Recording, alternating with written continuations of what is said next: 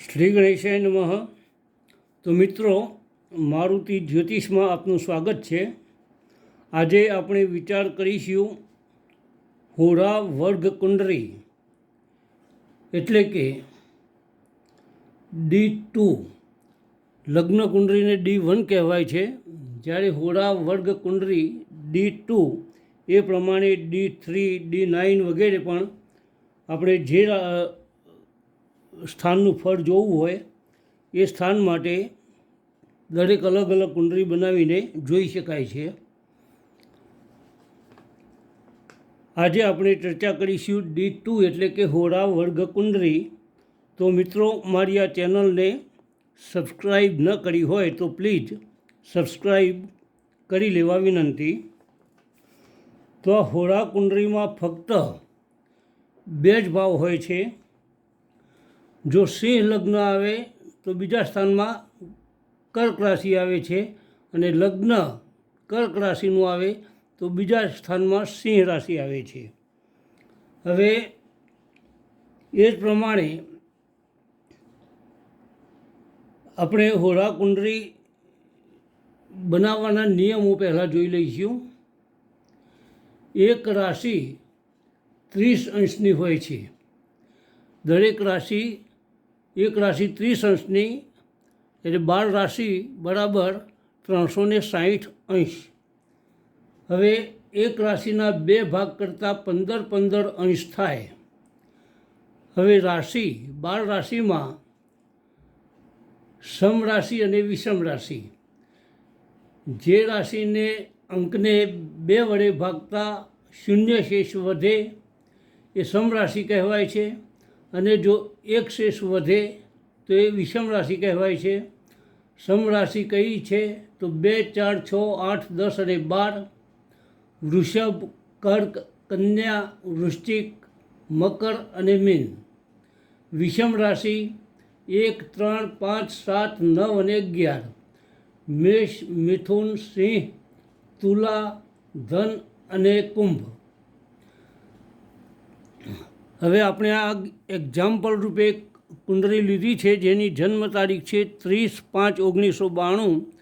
સમય છે 3:52 સવારે વહેલા એટલે AM. જન્મસ્થળ છે હિંમતનગર.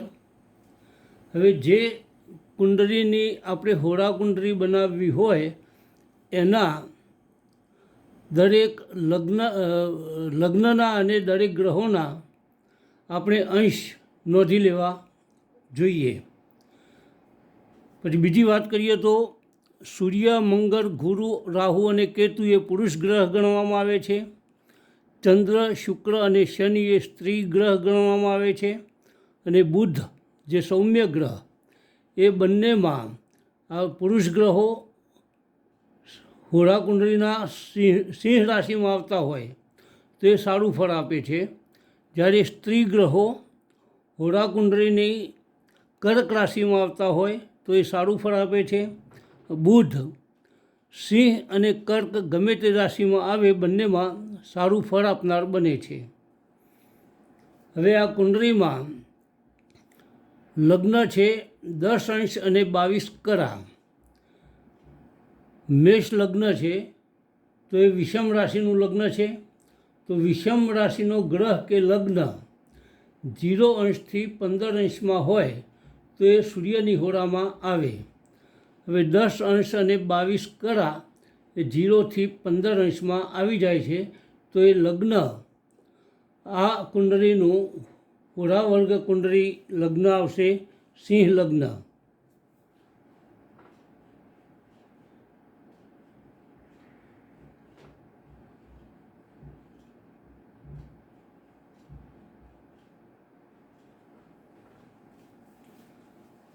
હવે ગ્રહો જોઈશું કે સૂર્ય છે વૃષભ રાશિમાં એટલે કે સમ રાશિ. હવે સમ રાશિનો ગ્રહ અથવા લગ્ન 0 અંશથી 15 અંશમાં હોય તો ચંદ્રની હોરામાં આવે, અને 15 અંશથી 30 અંશમાં હોય તો એ સૂર્યની હોરામાં આવે. સૂર્ય 15 અંશ અને 1 કરાનો છે. વૃષભ એટલે કે સમ રાશિ છે તો એ સૂર્યની હોરામાં એટલે સિંહ લગ્નમાં આવે છે.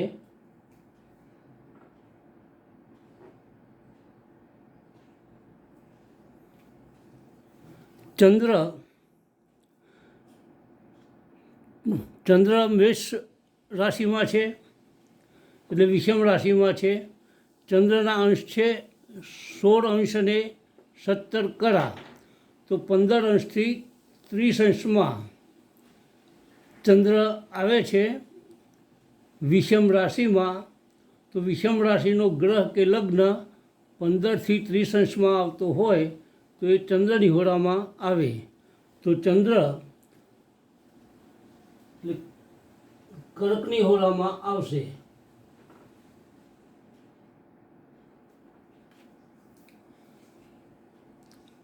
હવે મંગળ છે મીન રાશિમાં એટલે 12મી રાશિ.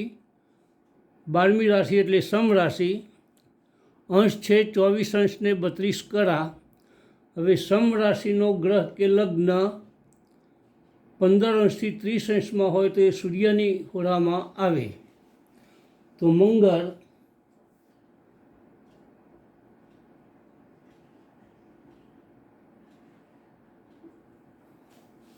સિંહની હોરામાં એટલે સિંહ લગ્નમાં આવે છે.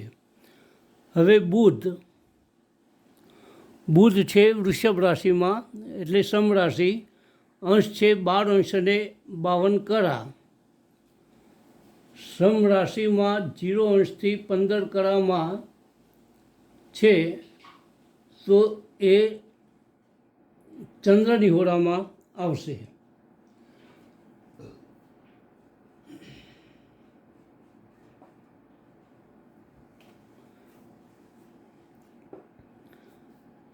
હવે ગુરુ છે સિંહ રાશિમાં એટલે વિષમ રાશિ. અંશ છે 12 અંશ અને 6 કળા. વિષમ રાશિમાં 0 અંશથી 15 અંશમાં હોય તો સૂર્યની હોરામાં આવે. તો ગુરુ આવે છે સિંહની હોરામાં.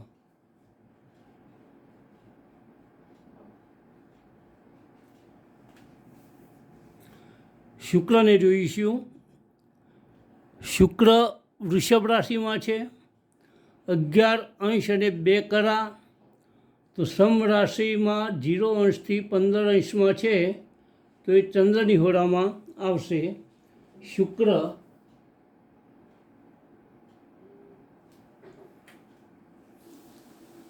હવે શનિ છે મકર રાશિમાં એટલે કે સમ રાશિ થઈ. એના અંશ છે 24 અંશ અને 40 કળા. સમ રાશિનો ગ્રહ 15 અંશથી 30 અંશમાં હોય તો સૂર્યની હોરામાં આવે. તો શનિ સિંહની હોરામાં આવે છે.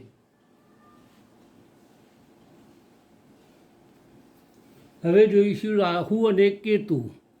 રાહુ અને કેતુ જ્યાં પણ આવશે ત્યાં બંને સાથે જ આવશે. કેમ કે જો રાહુ વિષમ રાશિમાં છે તો કેતુ પણ વિષમ રાશિમાં જ હશે. રાહુ જો સમ રાશિમાં હોય તો કેતુ પણ સમ રાશિમાં જ આવે. હવે એના અંશ કેટલા છે? 8 અંશ અને 11 કળા વિષમ રાશિ. વિષમ રાશિમાં 0 અંશથી 15 અંશમાં હોય તો સૂર્યની હોરામાં આવે.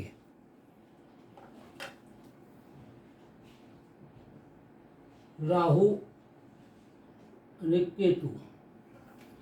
તો આપણે બધા જ ગ્રહો હોરા કુંડળીમાં આવી ગયા.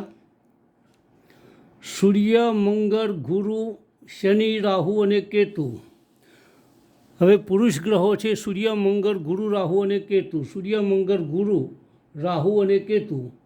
શનિ જો કર્કની હોરામાં આવ્યો હોત તો એ વધારે સારું ફળ આપી શકે. અહીંયા શનિ સિંહની હોરામાં આવી ગયો છે. હવે કોઈ પણ જાતક જો પુરુષ હોય અને એની હોરા કુંડળી સિંહ લગ્નની બનતી હોય તો એ પુરુષ માટે શુભ ફળ આપનારી બને છે. જ્યારે જાતક સ્ત્રી હોય અને એની હોરા કુંડળી જો કર્ક લગ્નની બનતી હોય, લગ્ન કર્ક અહીંયા આવે તો એ સ્ત્રીને સારું ફળ આપનારી બને છે. આ કુંડળીનો જાતક પુરુષ છે, સિંહ લગ્ન આવે છે એટલે શુભ ફળ આપનાર બને છે. બીજી વસ્તુ, જો હોરા કુંડળીમાં સિંહ લગ્ન આવતું હોય તો જાતક પોતાની મહેનત પ્લસ દેવી દેવતાઓની કૃપાથી ધન સંપત્તિ પ્રાપ્ત કરે છે. તો આ જાતકને સિંહ લગ્ન છે તો આ જાતક પોતાની મહેનત અને દેવી દેવતાઓની કૃપાથી ધન સંપત્તિ પ્રાપ્ત કરશે. પુરુષ ગ્રહો બધા જ સિંહ લગ્નમાં આવ્યા છે અને સ્ત્રી ગ્રહો બધા જ કર્ક લગ્નમાં આવ્યા છે. એમાં શનિ જે સિંહ લગ્નમાં આવ્યો છે એટલે આ કુંડળીની હોરા વર્ગ કુંડળીનું જો ફળ જોઈએ તો આ જાતક માટે 80થી 85% સફળતા આ જાતક ધન પ્રાપ્તિ કરવામાં મેળવી શકે છે. કુટુંબમાં પણ એનું માનપાન સારું જળવાતું હોય છે. વાણી પણ આ જાતકની બહુ સારી હોય છે. હવે કર્ક લગ્નની જો હોરા કુંડળી બનતી હોય તો જાતક પોતાના પૂર્વજોની એટલે કે દાદા પરદાદા વગેરેની આશીર્વાદથી, પોતાના પૂર્વજોના આશીર્વાદથી ધન સંપત્તિ પ્રાપ્ત કરે છે. સાથે પોતાની મહેનત પણ હોય છે. તો આ જાતકને ચંદ્રની હોરામાં શુભ ગ્રહો આવ્યા છે એટલે પૂર્વજોની પણ કૃપા આ જાતકને મળી રહી છે.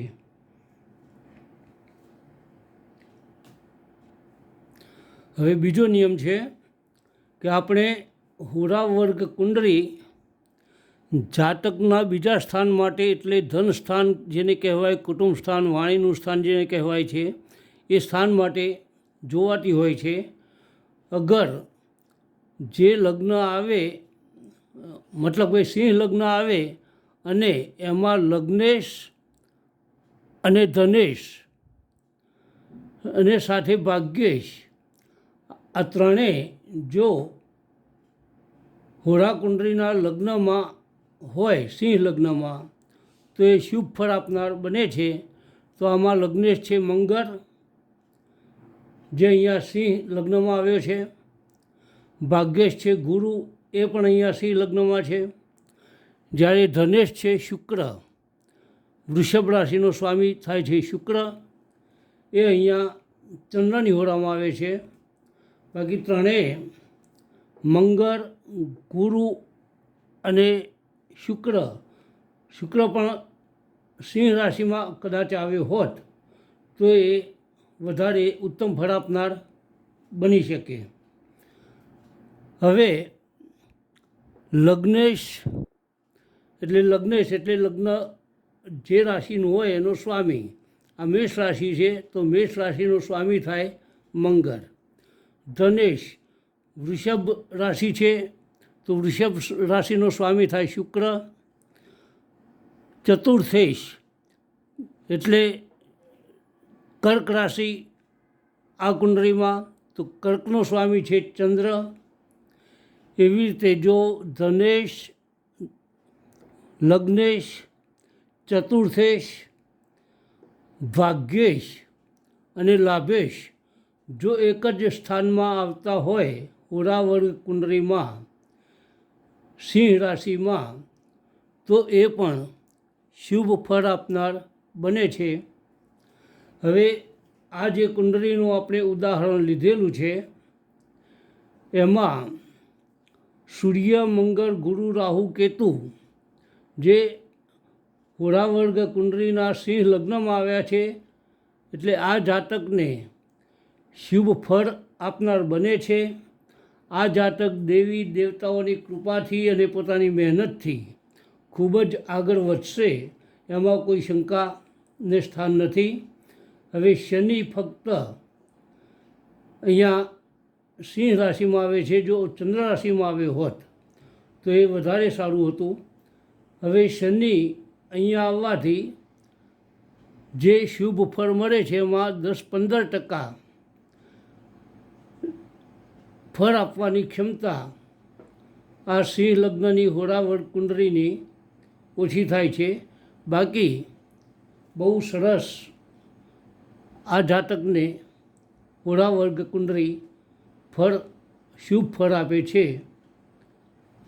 અસ્તુ. જય સિયારામ.